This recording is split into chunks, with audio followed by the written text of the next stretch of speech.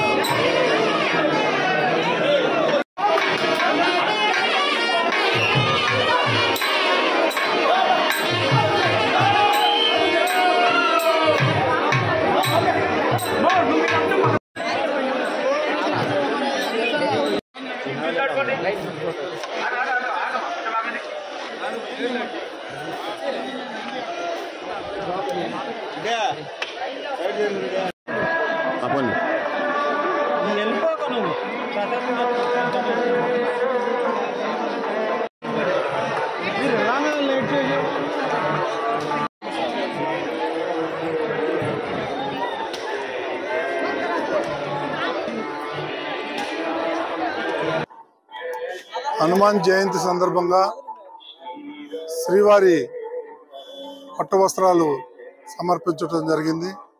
ఇది తరతరాలుగా వస్తున్నటువంటి ఆచారం. ఈ సందర్భంగా శ్రీవారి దగ్గర నుంచి పట్టు వస్త్రాలు ఈరోజు సమర్పించడం జరిగింది. ఓం నమో వెంకటేశ్వర.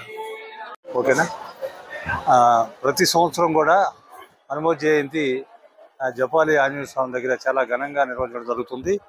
ఈ సంవత్సరం కూడా భక్తులు ప్రతి సంవత్సరం సుమారుగా 10 నుండి 15,000 మంది వరకు భక్తులు ఈ జపాలి ఆంజనేయ స్వామిని సందర్శించుకుంటారు. అనేక మంది దాతల సహకారంతో అన్నదానం, అదేవిధంగా ప్రసాద కార్యక్రమం కూడా నిర్వహించడం జరుగుతుంది. సాయంత్రం వరకు ఎటువంటి ఆటంకం లేకుండా మరి పోలీసు అదేవిధంగా అందరి సహకారంతో అన్ని రకాలుగా సౌకర్యాలు కూడా ఏర్పాటు చేయడం జరిగింది. ఇప్పుడు వరకు సుమారు ఒక 4 నుంచి ఒక 5,000 మంది వరకు వచ్చింది. అదేవిధంగా 24వ తారీఖున హోమం కూడా నిర్వహించడం జరుగుతుంది.